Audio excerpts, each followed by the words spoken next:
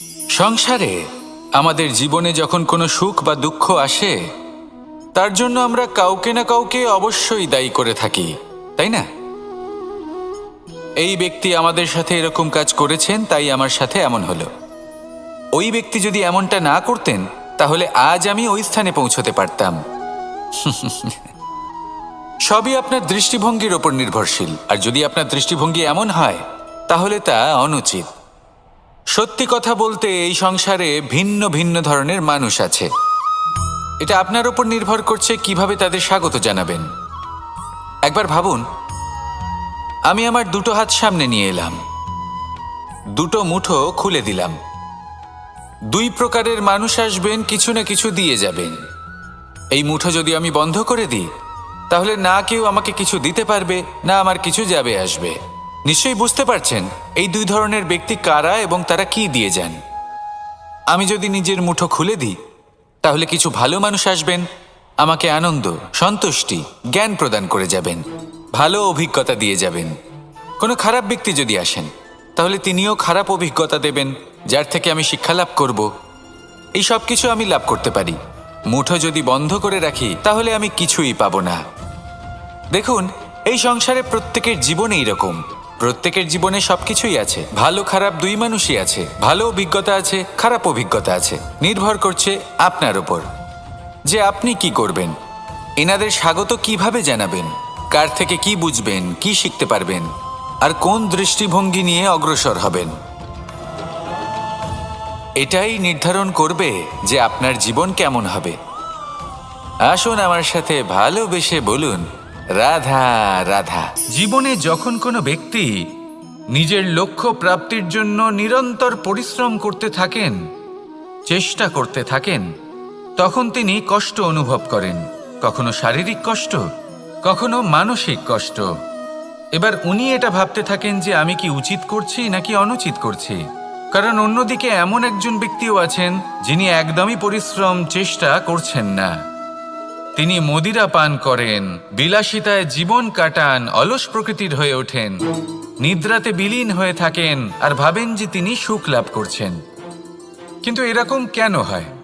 কারণ যখন আমরা সৎ পথে থাকি, উচিত পথে চলি, লক্ষ্য প্রাপ্ত করার জন্য চেষ্টা করতে থাকি, তখন আমাদের ভেতরে থাকা নেতিবাচক শক্তি এবং পাপ এই দেহকে ত্যাগ করে দেয়। আর এই অনুভূতিটাই আমাদের দুঃখের অনুভূতি দেয়, কষ্ট দেয়।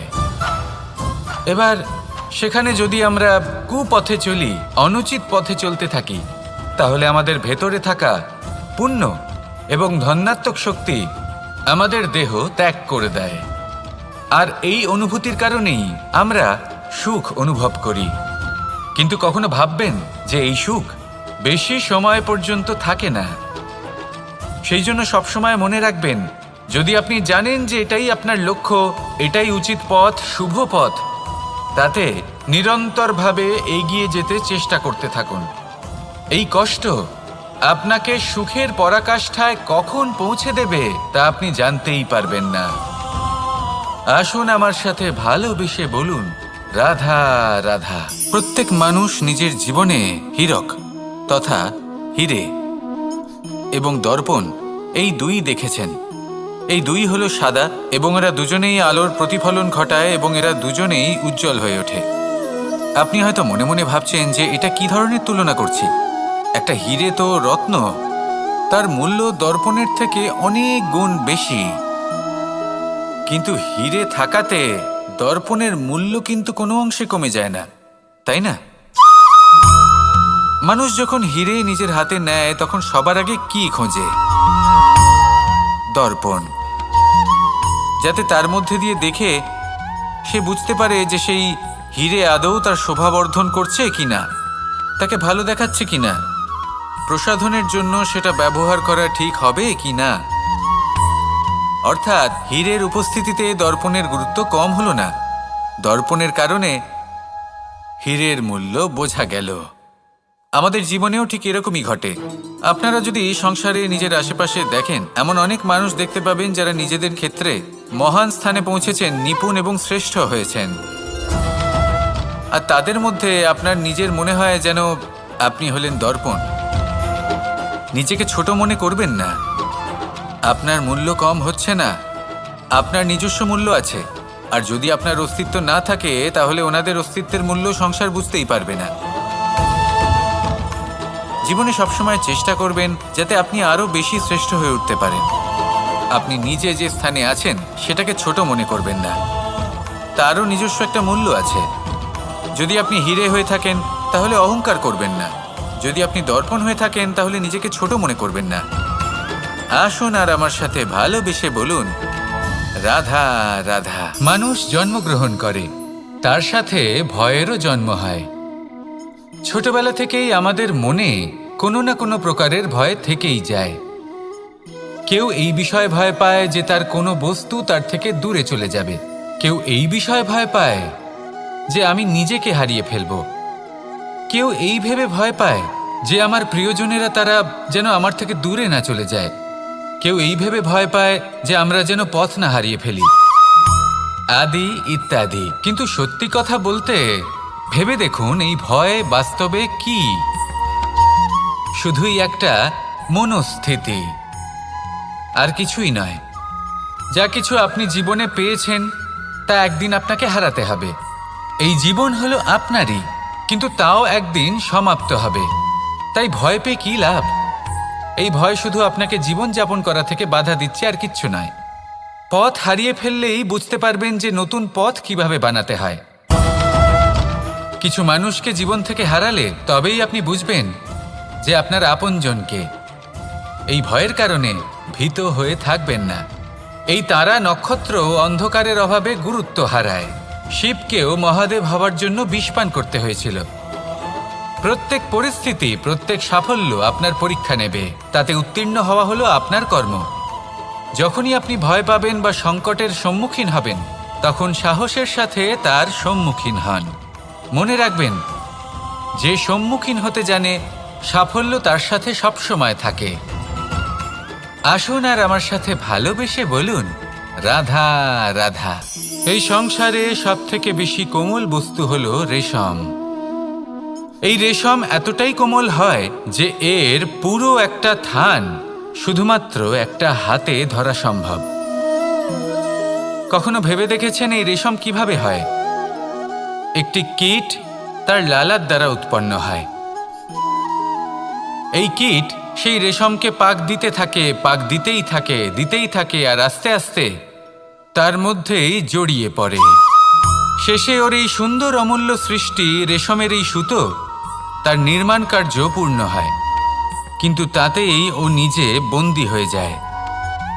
নিজেরই মায়াজালের এই বন্দী গৃহে নিজেই ফেঁসে যায়। এবার এই সুতোকে ব্যবহারযোগ্য করে তোলার জন্য এই কীটগুলিকে এই কবচের সাথেই ফুটন্ত জলে ফেলে দেওয়া হয়। এই সংসারে যদি আমাদের স্বপ্ন এই সংসারের দুঃখ হরণ করার জন্য, এই সংসারে সুখ বিতরণ করার জন্য হয়, তবেই আমাদের প্রগতি সম্ভব। যদি আমাদের এই স্বপ্ন শুধুই আমাদের এবং আমাদের স্বার্থ সিদ্ধির জন্য হয়, তাহলে এই স্বপ্ন আমাদের অন্ধ করে দেবে, আমাদের অন্ধকারের পথে নিয়ে যাবে, আর আমরাও সেই কীটের মতো হয়ে যাব। নিজেদেরই মায়াজালে আমরা নিজেই ফেঁসে যাব, আর শেষে আমরা যদি কিছু লাভ করি তা হবে একাকিত্ব, অন্ধকারময় মৃত্যু। তাই স্বপ্ন অবশ্যই দেখুন, কিন্তু এমনভাবে স্বপ্ন দেখবেন না যে তার এই বন্দিগৃহে আপনি নিজেই ফেঁসে গেলেন। স্বপ্ন দেখুন পরোপকারের, পরমার্থের, সবাইকে উদ্ধারের, অন্ধকারের নয়। তবেই কল্যাণ হবে, আর তবেই এই হৃদয় প্রসন্ন হয়ে বলবে, রাধা রাধা। মানুষ যখন এই সংসারে প্রবেশ করে, অর্থাৎ জন্মগ্রহণ করে, তখন নিশ্চিন্তে থাকে, আনন্দে থাকে। কিন্তু যেইমাত্র তার মধ্যে বোধশক্তি আসে, তখন সে চিন্তা করতে শুরু করে। চিন্তা ভবিষ্যতের, সেই সমস্ত বিষয় নিয়ে চিন্তা করে যা ওর হাতে নেই। তারপর বড় হয়, বিবাহ সম্পন্ন হয়, গৃহস্থ জীবন যাপন করে, তারপর আবার চিন্তায় মগ্ন হয়ে যায়। ভাবে, এই যে আমার পরিবার, আমি কি ঠিকমতো তার খেয়াল রাখতে পারছি? কাল যখন আমি এই সংসার থেকে চলে যাব, তখন আমার এই পরিবারের দেখাশোনা কে করবে? শেষ পর্যন্ত এই পরিবার তো আমারই উত্তরদায়িত্ব। যাক, আপনাকে একটা প্রশ্ন করি। এই সংসারে আসার পূর্বে আপনি কি এই প্রশ্ন করেছিলেন, এটা ভেবেছিলেন যে আমাকে ছাড়া এই সংসার কিভাবে চলবে? করেননি, তাই তো? তাই আপনার এটা নিয়ে দুশ্চিন্তা করার প্রয়োজন নেই যে আপনি যখন এই সংসার ত্যাগ করে চলে যাবেন তখন কি হবে। আপনি যখন ছিলেন না তখনও এই সংসার চলছিল, আপনি যখন এই সংসার ত্যাগ করবেন তখনও এই সংসার চলতে থাকবে। যদি কোনো বিষয়ের প্রভাব থাকে তা হলো আপনার আজকের তথা বর্তমানের কর্ম, অর্থাৎ আজ আপনি কি করছেন, কার জন্য মঙ্গল করছেন, কাকে প্রেরণা দিচ্ছেন, কাকে সাহায্য করছেন, কোন উদাহরণ প্রস্তুত করছেন। আপনি এই সংসারে যে ছবি অঙ্কন করবেন সংসার সেটাই মনে রাখবে। তাহলে শুধু সৎকর্ম করুন, মঙ্গল করতে থাকুন, আর আমার সাথে ভালোবেসে বলুন রাধা রাধা।